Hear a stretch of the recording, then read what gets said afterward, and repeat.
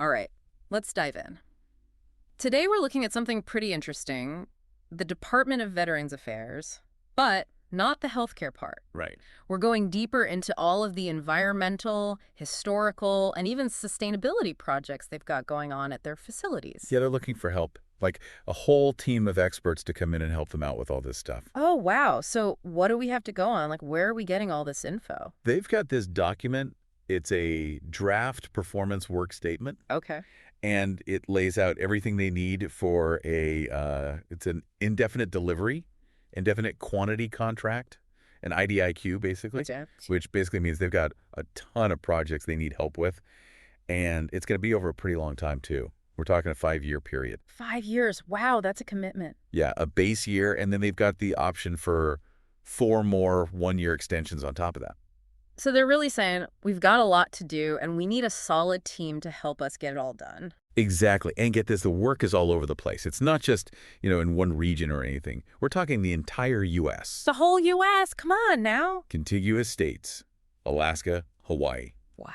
even those outlying areas.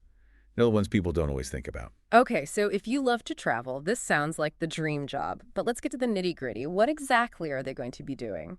Well, the document outlines a bunch of categories, a bunch of different types of work. Like what? What really stands out? Well, the first thing that jumped out to me is what they call site investigation. It's like they're basically hiring a bunch of detectives, environmental detectives. They need to figure out what's going on at all these VA properties. Like what? What kind of stuff? I mean, are there contaminated areas? Are there wetlands, endangered species, you name it? They even need help to find potential archaeological sites. It's a lot. It's a lot more exciting than just fixing, a leaky faucet. Oh, yeah, for sure. And this site investigation category, it gets even more detailed. There's like 20 specific tasks they've listed out. Right. Things like phase I and II, environmental site assessments, noise assessments, greenhouse gas inventories, and get this, even archaeological digs. Oh, wow. They're not messing around. They want a complete picture. It makes sense, though, right? I mean, given how old some of these VA properties are and the history behind them. Precisely. And speaking of history, they also need some serious help with compliance and consultation. Compliance and consultation. Right. Basically making sure the VA is playing by all the rules. And there are a lot of rules and regulations. Oh, I bet. Like a crazy amount. We're talking about things like preparing environmental impact statements. And then they got to coordinate with all these other agencies. And permits. Oh, yeah. Permits. Getting permits for all sorts of activities. It's a lot of paperwork and making sure everything's above board. So it's not just about finding problems. It's about knowing how to actually fix them within all those bureaucratic rules and regulations. Exactly. And that's where the NEPA experts come in. NEPA experts. NEPA, yeah. It stands for the National Environmental Policy Act. It's super important, like a major law that covers environmental stuff. Okay. Like, let's say the VA wants to build a new addition onto a hospital. Well, NEPA says they have to figure out what kind of impact that construction will have on the environment. Could affect wildlife, could affect air quality. I see, yeah. Could even change traffic patterns. I see. So they need experts who can really understand all of that. Gotcha. So these NEPA folks are going to be like the VA's guides, making sure they do everything the right way. Exactly. It's a critical role, especially because, people are always watching what the VA is doing, and there could be a lot of scrutiny. All right. Makes sense.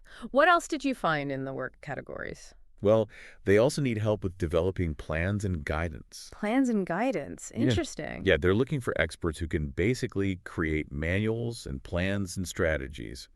Things like managing their waste, how to handle stormwater runoff, even figuring out how to manage all their cultural and historical resources.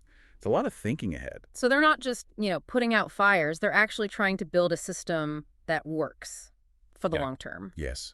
And that's so important. You see this emphasis on proactive management all over the government these days. Yeah. And it seems like the VA is really trying to lead the charge. That's cool. It's not just compliance. It's about actually doing the right thing. Exactly. And then there's the scientific technical analysis category. This one is pretty interesting. It's where all the data nerds come in. Oh, yeah. The VA needs experts who can crunch numbers, analyze data, build models. Oh, yeah. They need to assess risks, too, and then give really clear recommendations based on all that information. So they're not just, collecting data for the sake of it. They're actually using it to make decisions. Exactly. And they need expertise in all sorts of different areas, like They need to figure out how climate change might impact their buildings or how to best use renewable energy sources. They even need help understanding sustainable building materials. So it sounds like they're pretty serious about going green. Oh, absolutely. Oh. In fact, they even specifically mention LED certification. LED. That's a huge deal in the world of sustainability, like a globally recognized rating system. So that really shows you how dedicated they are to all this. That's pretty impressive. LEE certification is no joke. It's a high bar, and they're aiming for it, which I think is really cool. It's just a great example for everyone else. All right, so we've got environmental investigations, compliance, planning, scientific analysis. Anything else? Well, yeah. They've also got this other support category. Another support, catch-all category. Yeah, exactly. And it includes all kinds of things. Like they need some engineering support, but not like full-on architectural stuff. Okay. And they need help setting up what they call an environmental management system. It's like a framework for, making sure they're considering the environment in everything they do, day-to-day operations. So they're really trying to bake sustainability into everything the VA does. It's pretty cool. That's impressive. And it's not just the VA, It's a sign of the times. Everyone's starting to understand that sustainability matters. Right, it's not just a trendy thing anymore. Exactly. And that brings us to, well, who are they looking for to do all this? Because the document, it actually gets pretty specific about the people they need, different labor categories and qualifications and all that. Okay, so we know what they want to do. Now we're moving on to who they need to do it. Exactly. What kind of experts are they on the hunt for? Well, right at the top of the list is the project manager. The project manager, of course. The one who's in charge of everything, all the moving parts, all the different projects. And it's not like an entry-level position or anything. I bet not. We're talking you need a bachelor's degree and 15 years of experience, or you can have a doctorate and 10 years of experience. They need someone who really knows what they're doing, someone who's managed complex projects before. Yeah, they need someone who can, wrangle all the different pieces. Exactly. They also need a senior NEPA analyst planner. Remember, that's the NEPA expert we were talking about earlier. Oh, right, yeah, our compliance guru. Right. This person needs to know NEPA like the back of their hand. Yeah.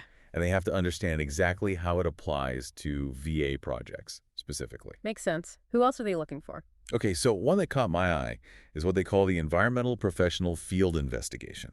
This is the person who's actually going to be out there doing the hands-on work, boots on the ground, doing all those site investigations we were talking about earlier. Oh, right. Okay. And what's interesting is they're super specific about the qualifications for this one. It's not just anyone with, a science degree. Oh, really? Yeah, you have to meet the definition of environmental professional according to this very specific ASTM standard. Like, they really want someone with proven experience doing these kinds of assessments. So they're not messing around? Nope. And then, of course, there are all the sustainability roles. Oh, yeah, the Green Dream Team. Exactly. And they're looking for a whole team of them. They need a mechanical engineer who knows all about energy and water efficiency. They need a sustainability engineer architect who is like a LED expert.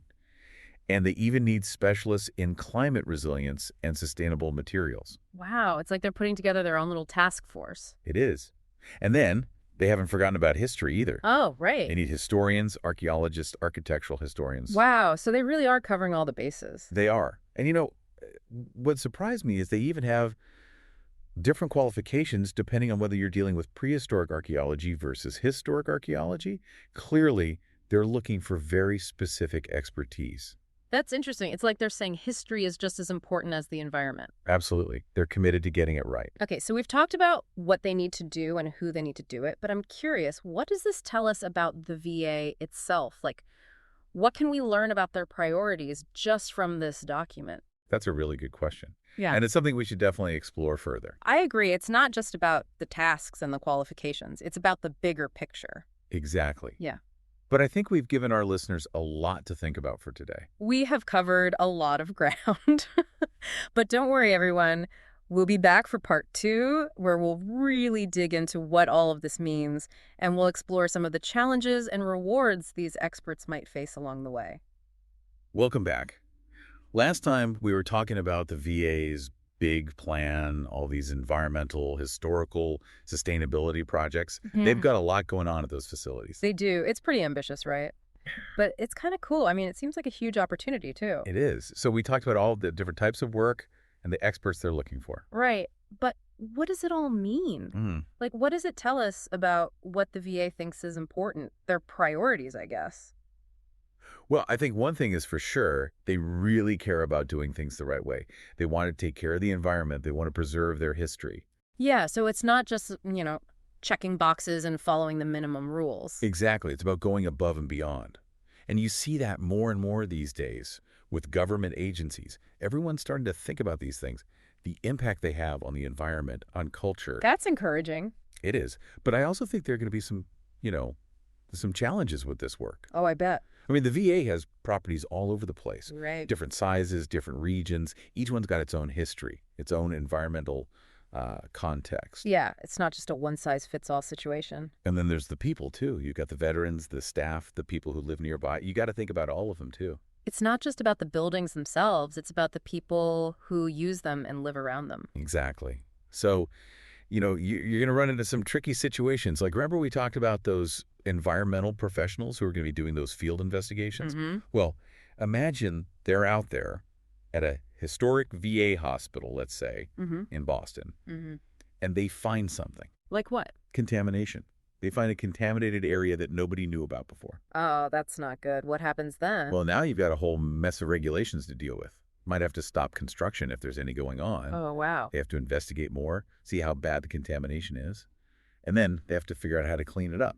That doesn't sound cheap. Or easy. Not at all. Remediation, that's what they call it, cleaning up contamination. It's a big deal, and it can be super expensive. Yeah, I can imagine. And then you have to think about the health risks, too. If this contamination could hurt people, the veterans, the staff, people living nearby, that's another whole layer of problems. Right, so the VA has to be really careful about how they handle all of this. Exactly. They have to be transparent, keep everyone informed, Mm-hmm. tell them what's going on, what the risks are, how they're going to fix it. It's a good reminder that all this work has real consequences for people and for the environment. And speaking of real consequences, let's talk about the history side of things for a minute. Okay. Remember, the VA needs archaeologists, historians, all those folks to help manage those cultural resources. Right. Well, imagine they're doing an excavation, maybe at a VA cemetery, and they find something, What do they find? a burial ground, a really old one, maybe from the Civil War era that nobody knew about. Whoa, I hadn't even thought about that. What happens then? Well, for starters, it could really mess up any construction plans they had for the site. But it's bigger than that. It's about doing the right thing. Yeah, I see what you mean. You're talking about people's final resting places. Yeah. You got to treat that with respect.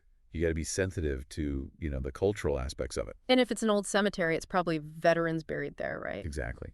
So the VA would have to work with all sorts of people, descendant communities, experts, maybe even the families of the people buried there. That's complicated. It is.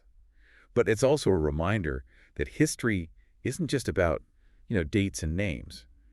It's about real people.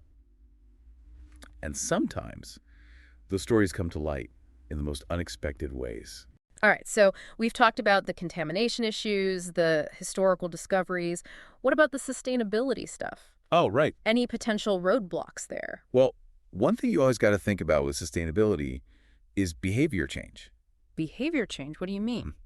Well, it's one thing to, put in energy-efficient light bulbs or start a recycling program, but getting people to actually use them, change their habits, that's the hard part. So it's not just about the technology itself, it's about the people. Exactly. Like, think about those mechanical engineers who are supposed to improve energy and water efficiency. Right. They can come up with the best designs in the world. But if the people who work in the building don't understand how to use them or they don't care, it's not going to work. So you need both, the technology and the people willing to use it. Right. It's about communication, education. You need different skills for that.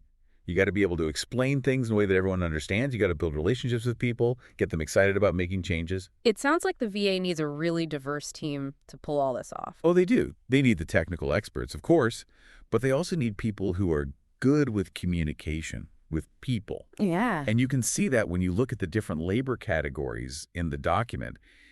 It's not just scientists and engineers. They're also looking for historians, archaeologists, communications people, even experts in change management. Wow, it's like they're building a whole army. They kind of are. Right. And it makes sense, right? Because the problems they're facing are complicated. They need people who can approach them from all different angles. All right, so we've talked about the potential problems, but let's switch gears for a second and talk about the good stuff. The good stuff. Yeah, the rewards. What are some of the best things that could happen as a result of all this work? Hmm. Well, on the history side, I think it would be amazing if they found a really important historical site or some artifact, something connected to a big event in American history. Like what? What kind of thing are you thinking? Oh, imagine they're digging somewhere and they find a whole Revolutionary War encampment right there under a VA hospital in Boston. That would be amazing. Or maybe they find a bunch of letters and diaries hidden away in an attic somewhere, letters from World War II soldiers. That would be incredible. Yeah, you'd get a whole new perspective on history through those personal stories. Exactly. And think about the environmental side of things. Hmm. Imagine they're able to clean up a really contaminated area, Mm-hmm. make it safe again, Yeah. turn it into a park, maybe, a place where veterans can go and enjoy nature. Wouldn't that be awesome? That would be so cool. It's not just about the VA either. It's about the whole community Hmm. and the environment. Right, it's like a ripple effect. Exactly. Yeah. And then there's the sustainability stuff. Yeah. Imagine the VA hospital that runs completely on renewable energy. They've got solar panels, geothermal, the whole 9 yards. Oh, wow. They're not using any fossil fuels. They're reducing their carbon footprint, maybe even saving money on their energy bills. That's a win-win. It is. And these are just a few examples. Who knows what else they might discover or what kind of innovations they might come up with. That's what makes it so exciting. It's like we're just scratching the surface. Exactly. We're just at the beginning of the journey. And it's a journey that continues in part 3 of our deep dive. So make sure you stick around. All right, welcome back. We've talked about the VA's plans. We've looked at some of the challenges and even some of the exciting possibilities, the rewards. Right. But now I kind of want to shift gears a little bit and get into what if. Oh, I like that. Yeah. What if? What if? Because, I mean, this isn't just about analyzing a document, right? Yeah. It's about thinking bigger, using your imagination. Absolutely. So let's do that. Let's get creative here. Imagine this. Okay. We've got a team of historians. Right. They're working on a cultural resource management plan for this big old VA cemetery somewhere out in the Midwest, let's say. And they're going through all the old stuff, maps, photos, records, trying to piece together the history of the place. Like detective work. It is. And then all of a sudden, bam, they find something. What do they find? Evidence of a burial ground Wow. from the Civil War era. Nobody knew it was there. That's a huge discovery. Right. And it's not just a historical thing. It's emotional, too. Oh, yeah. Suddenly you're thinking about all those people who served, their families. It's real. It is. And it's Yeah. how do you honor them? How do you tell their stories in a way that's respectful? It's a big responsibility. And who knows, maybe a discovery like that could even help identify some of those soldiers who were, previously unknown. Oh, wow. Think about what that would mean for their families. Closure after all these years. Exactly. And it's not just about the families either. It could bring a whole community together. Oh, yeah. People get interested in local history again. Maybe they create a memorial. Mm-hmm. It's connecting the past to the present, Yeah. Okay, let's shift gears again. This time, let's think about sustainability. Okay. So we've got one of those mechanical engineers, Right. the one who specializes in, energy and water efficiency. Mm-hmm. And they're working on this VA hospital. Okay. And this hospital, it's old. It's got all these problems, outdated systems. The energy bills are through the roof. Yeah. And this engineer, they come up with this amazing solution, Like what? like a totally new system. They capture rainwater so they can use it for irrigation. They reduce water waste. And they even figure out how to generate some of the hospital's electricity right there on site. Solar panels, geothermal, all that stuff. Wow. Suddenly, this old, inefficient hospital is a model of sustainability. That's amazing. It's not just going green. It's a whole new way of thinking about a hospital. Yeah. And who knows, maybe other hospitals will see what they've done and copy it. Right. It's about innovation. Absolutely. It really makes you think, what if this document, this performance work statement, what if it's more than just, a to-do list? Mm-hmm. What if it's a spark A spark that starts something much bigger. I like that. What if it changes the way the VA does everything? The way they think about the environment, about history, about sustainability? Yeah. What if it inspires a whole new generation of people who want to, dedicate their careers to helping veterans? That'd be amazing. We've talked about archaeology. We've talked about the future of, VA hospitals. It's been quite a deep dive. It has. We've covered a lot. We have. But ultimately, what happens next is up to the people involved. Right. The decisions they make, the things they discover along the way. We can't predict everything. No. So now it's your turn, listener. Think about it. Yeah. What if you were part of this team? What would you bring to the table? What challenges would you be excited to take on? What kind of impact would you want to make? Because this is more than just a job, right? It's a chance to make a real difference. For veterans, for history, for the future of our planet, thanks for joining us on this deep dive. And keep on exploring.